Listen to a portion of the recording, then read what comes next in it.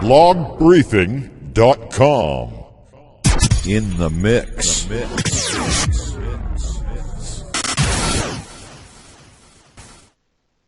Okay, now we are going to cover widgets. This is one of the more prominent things that most blog owners like to use and like to customize about their theme is what is displayed in their sidebar. Their sidebar is the little bar along the side that basically shows useful information that should or need to be accessed from any part of any page inside of your site. So different themes are going to have any number of sidebars available. Some will have one, some will have two, some will have as many as 14. So you're going to have a wide variety available depending upon the theme that you select. And we're going to go through each of these things one at a time. So the archives. The archives are basically exactly what they say they are. Archives will basically give you a list of month and year of all your old posts. So however many posts you have across however many months is going to show up in an archive list. You are going to be able to show the post counts, how many posts are within each month and year, and that will basically keep growing as your blog grows.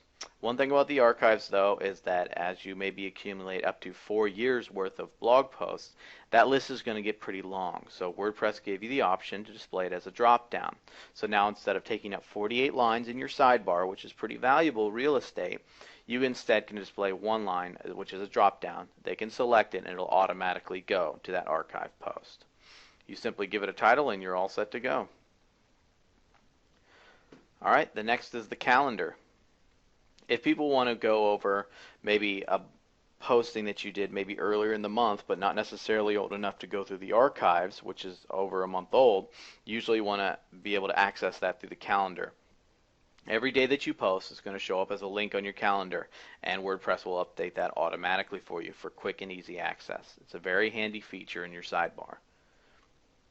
Your categories. Your categories will basically show all of the categories that you have, and it'll also, just like your archives, either be able to show it as a drop-down if you have a large list of categories, and show how many posts that you have within each of your categories.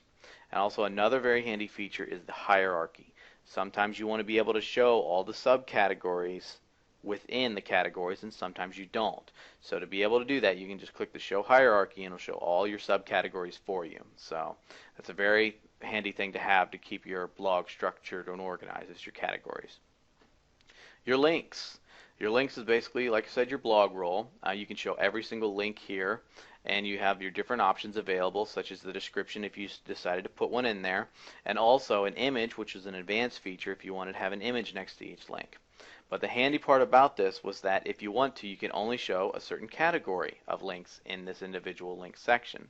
So let's say if you want to have your links to your blog roll, but then you created another category, you can put in, you can save this, minimize that, and you can create another link section that shows a different category in there as well.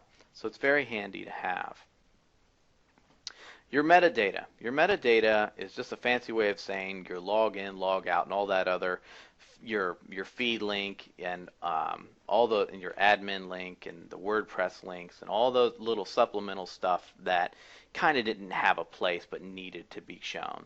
So this will give you all those little links that you need to have on your site, especially if you have registered users that log in and interact with your site on a logged in basis versus a guest basis. So the metadata is very important to have if you have that kind of stuff. Pages. Very important thing about this pages section is not only obviously does it show your pages, but there's an extra feature in there that you want to have. Obviously you can sort by page different items such as your page order, your page ID, or just the title as normal. But there's a little exclude section. Let's say if you had a thank you page or a password protected page that you didn't want the whole world to know about, you can exclude it by an ID. So let's say if you had page ID 3 and page ID 10, you can put that in there and it will not show up in that pages section. That's a very, very useful tool to have inside of this widget, is the exclude. You find pages by going to the pages section, which we'll do right now, And if you hover over it at the bottom of your browser, depending on what the browser is, it'll show exactly what your ID is. You can't see it right now for security reasons under this video, but if you highlight it, you'll see the link, and at the very, very end of that link is an actual number, and that number is your page ID. So you simply go back to your widgets, and you just simply enter that page that you want to exclude, and it won't show up. It's a very useful tool.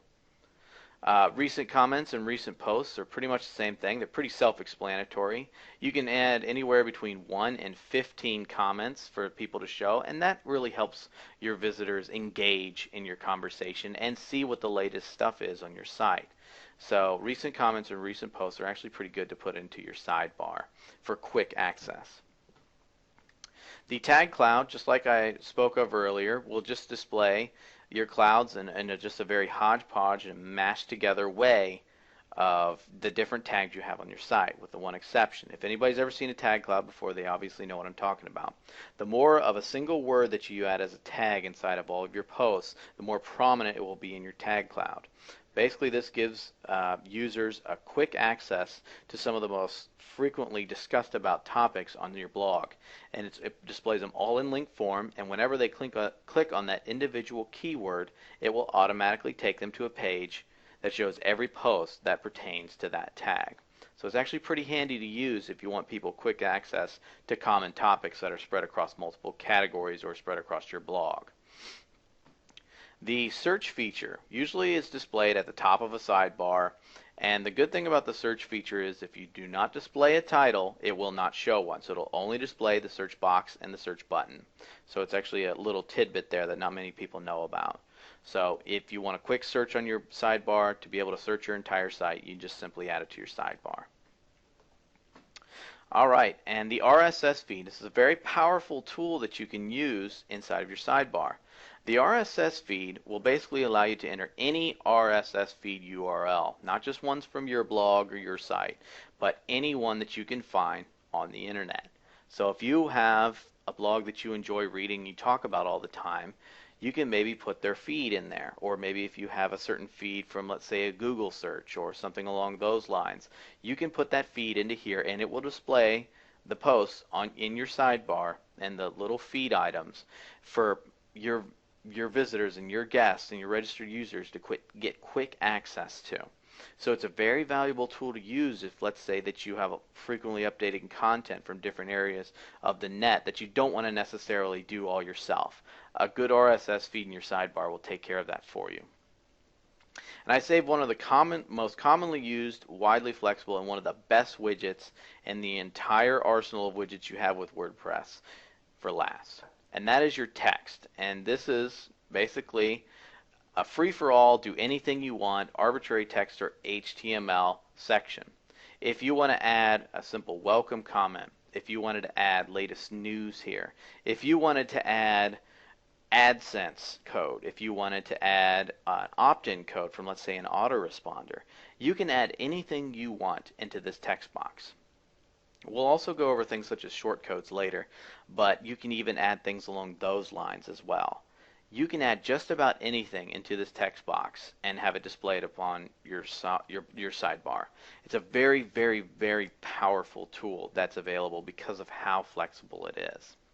So, a couple other quick things I wanted to go over real quick is that you can add multiple of the same thing inside of your sidebar. Let's say if I had 3 different text things that I wanted to add, I can add them all into the same sidebar, which is a very handy tool. Also, let's say if you're working on something, let's say such as text or something along those lines, and you wanted to continue working on it, but you didn't want to necessarily show it on your sidebar just yet, you can keep it in the inactive widgets section. That will still save all the data that's inside of it, but it will not display it on your sidebar. So it's actually a pretty useful tool to have. And anytime you ever want to get rid of something in your sidebar, just simply drag it out and it'll go away. Same thing with the inactive widgets. You say, I don't actually want to add this to my sidebar, I want to get rid of it, just drag it out and it'll auto update for you. You can also reorder your sidebar by simply dragging and dropping. There's no need to save, it saves everything automatically for you. So it's a very handy and very, very robust tool to use. And that pretty much does it for widgets. One other thing is that a lot of plugins will add widgets automatically to this section.